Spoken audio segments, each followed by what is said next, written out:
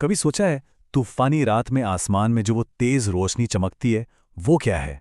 और फिर उसके ठीक बाद वो जो जोर की गड़गड़ाहट होती है।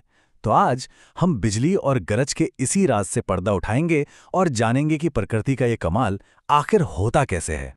ये सारी कहानी ना एक बहुत ही सीधे साधे सवाल से शुरू होती है। एक ऐसा सवाल जो हम सबने कभी ना कभी जरूर सोचा होगा, खासकर जब तूफानी शाम में आसमान में रोशनी की एक लकीर दौड़ जाती है। तो चलिए आज इसी सवाल का जवाब ढूंढते हैं।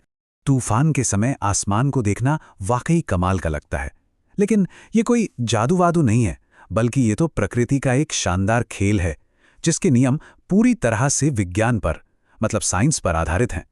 तो चलिए इस खेल को समझने के लिए तैयार हो जाइए। हम सीधे बादलों के अंदर चलते हैं जहां से ये पूरी कहानी शुरू होती है।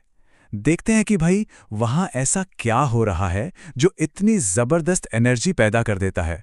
इस पूरे खेल का जो सबसे मेन खिलाड़ी है ना, वो है इलेक्ट्रिक चार्ज।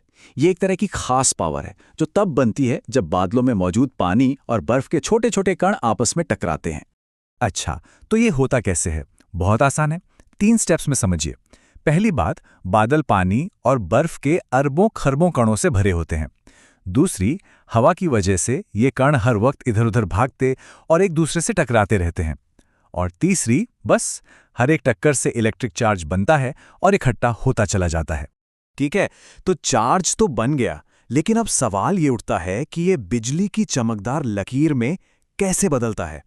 यहीं से कहानी और भी मजेदार हो जाती है। देखिए, मजे की बात यह है कि बादल के अंदर ये चार्ज बढ़ जाते हैं।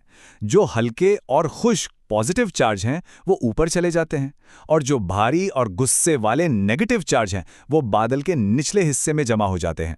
अब ये चार्ज वाली बात शायद थोड़ी मुश्किल लगे, लेकिन इसका एक बहुत ही सिंपल सा उदाहरण हम सबने देखा है। सोचिए, जब हम एक गुब्बारे को ऊनी स्वेटर पर रगड़ते हैं, उस रगड़ के बाद क्या होता है, गुब्बारे में एक चार्ज आ जाता है, और जब उसे बालों के पास लाते हैं तो बाल उसकी तरफ खिंचने लगते हैं। बिल्कुल यही चीज, लेकिन बहुत बहुत बड़े लेवल पर तूफानी बादलों के अंदर हो रही होती है। तो फिर बिजली क्या है? ये असल में एनर्जी का एक जबरदस्त जंप है।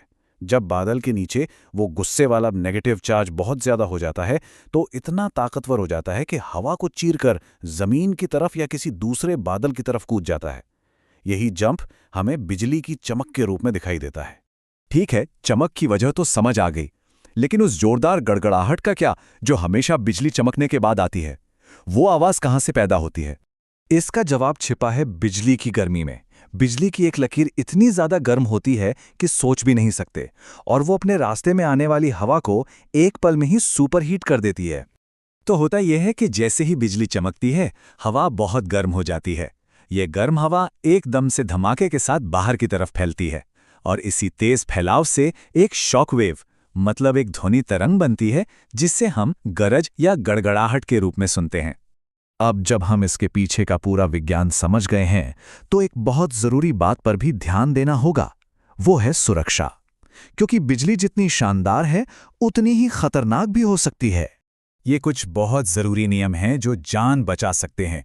तूफान के समय हमेशा घर के अंदर रहना ही सबसे अच्छा है।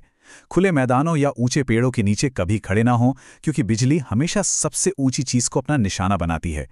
कोई भी धातु की चीज से दूर रहें, और अगर घर में हैं तो खिड़कियों से भी थोड़ी दूरी बनाए रखें। सुरक्षा सबसे पहले है।